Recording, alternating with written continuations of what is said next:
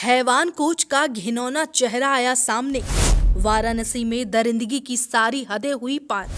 बच्चों को क्रिकेट में सिलेक्शन का दिया लालच, लड़कों को बनाया अपने हवस का शिकार। वाराणसी से एक बेहद ही शर्मनाक और इंसानियत को झकझोर देने वाली घटना सामने आई, जहां आमतौर पर महिलाओं और लड़कियों के साथ छेड़खानी और दुष्कर्म की खबरें आती हैं, वहीं इस बार एक क्रिकेट कोच पर दो नाबालिग लड़के के साथ लगातार कुकर्म करने का घिनौना आरोप लगा है। यह सनसनीखेज मामला वाराणसी कमिश्नरेट के भेलूपुर थाना क्षेत्र के नवाबगंज इलाके से जुड़ा है। क्रिकेट सिखाने वाले कोच ने, जिसका नाम गौतम है, बच्चों को मेडिकल चेकअप और लखनऊ में सिलेक्शन का झांसा देकर ये अश्लील गंदे खेल को अंजाम दिया। पूरे मामले की बात करें तो बता दें कि पीड़ित दोनों बच्चों की उम्र लगभग 14 और 15 साल है। ये दोनों ही एक निजी स्कूल में 9वीं के छात्र हैं, साथ में क्रिकेट की प्रैक्टिस किया करते थे। आरोप है कि क्रिकेट कोच गौतम उनके क्रिकेट करियर से बेहतर अवसर दिलाने का लालच देता। बच्चों के परिवार के अनुसार कोच गौतम दोनों नाबालिग छात्रों को ये कहकर अपने साथ लखनऊ ले गया कि वहां एक बड़े टूर्नामेंट के लिए उनका मेडिकल टेस्ट होना है और इसी बहाने उनका सिलेक्शन कराया जाएगा। दोनों पीड़ित बच्चों ने बताया कि लखनऊ ले जाने के बाद कोच ने इस घिनौनी करतूत को अंजाम देना शुरू किया। पहले उसने एक बच्चे के साथ कुकर्म किया, उसके बाद दूसरे बच्चे के साथ भी लगातार 3 दिनों तक कुकर्म करता रहा। बच्चों की मासूमियत और भरोसे का फायदा उठाकर किए गए इस अपराध से दोनों बच्चों की तबीयत बिगड़ने लगी।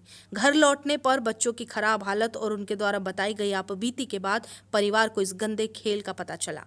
ये खबर सुनते ही परिवार पर जैसे बिजली टूट पड़ी हो। घटना का पता चलते ही पीड़ित बच्चों में से एक की मां ने तुरंत न्याय की गुहार लगाते हुए चौकी दुर्गा कुंड और फिर भलेरपुर थाने में आरोपी कोच गौतम के खिलाफ तहरीर दे दी। मेरे लड़के के साथ गलत हुआ है। इसने क्या नाम कि हमको बताया, कल इसका तबीयत खराब रो के बताया, मम्मी मेरे साथ कई दिन से गलत हो रहा है, हम इससे क्या हुआ, तो वो बताने लगा कि सर मेरे साथ पार्क में ले जाके गंदा गंदा काम करते हैं। कौन सर है वो गौतम सर कर कुछ हैं, वो शायद के जरिए जानते हैं, केडी सर के जरिए वो जानते हैं। गौतम सर की है इनके साथ। कौन सा गेम खिलाते थे? ये क्रिकेट खिलाते थे।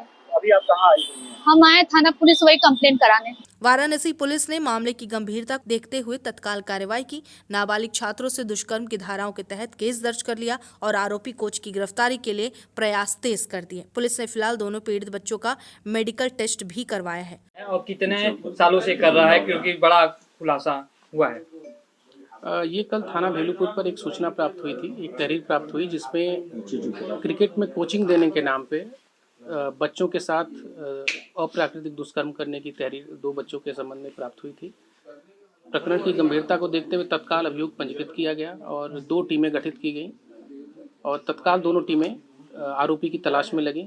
24 घंटे के अंदर आरोपी को गिरफ्तार किया गया है और इन्हें जेल भेजा जा रहा है। सर, ये 2007 से क्रिकेट खिला रहे हैं, ठीक सर, इनका किस मामले में लेकर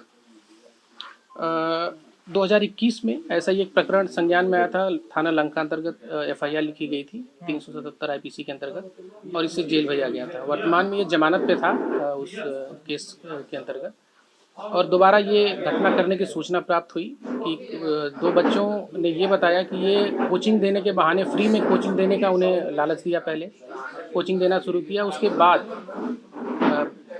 सिलेक्शन कराने के नाम पे कि हम तुम्हारा सिलेक्शन करा देंगे, झांसा देके फिर उनका शोषण किया और जब ये सूचना घर वालों को पता चली, बच्चों ने शेयर की बातें, तो इस पे पुलिस को शिकायत मिली और तत्काल अभियोग कार्रवाई की जा रही है। सर, इसका कहना है जो मामला सामने आया 2000, इसकी वाइफ छोड़ दी 2000 में, उसके बाद से लगातार ये घटनाओं को अंजाम दिया, सैकड़ों के ऊपर बातें स्वीकार करा। क्या पुलिस प्रशासन बुला है? नहीं, ऐसा ये 2016 थाना जनसा अंतर्गत ये रहने वाला है। फैमिली डिस्प्यूट हुआ इसका, पूछताछ में प्रकाश में आया है और परिवार से अलग हो गया। अपने हिस्से की संपत्ति इसने बेच दी। उसके बाद से ये घूम फिर के ही रहता था। वर्तमान में जानकारी के लिए बता दें कि ये क्रिकेट कोच गौतम पहले भी कई ऐसे अपराध के लिए जाना जा चुका है। उसने खुद कबूल किया है कि 2021 में भी वो इसी मामले में जेल जा चुका है, जहां उसने पहले भी कई लड़कों के साथ इस तरह की गंदी और घिनौनी हरकत की है। लेकिन सवाल ये उठता है कि जहां अब तक समाज में लड़कियां और जानवर असुरक्षित थे, अब लड़के भी इस घिनौने कांड से खुद को बचा नहीं पा रहे। तो सवाल सरकार से ये उठता है कि क्या लड़कियों के बाद अब लड़के भी समाज में असुरक्षित हैं? उनकी सुरक्षा की गारंटी भी अब कौन लेगा।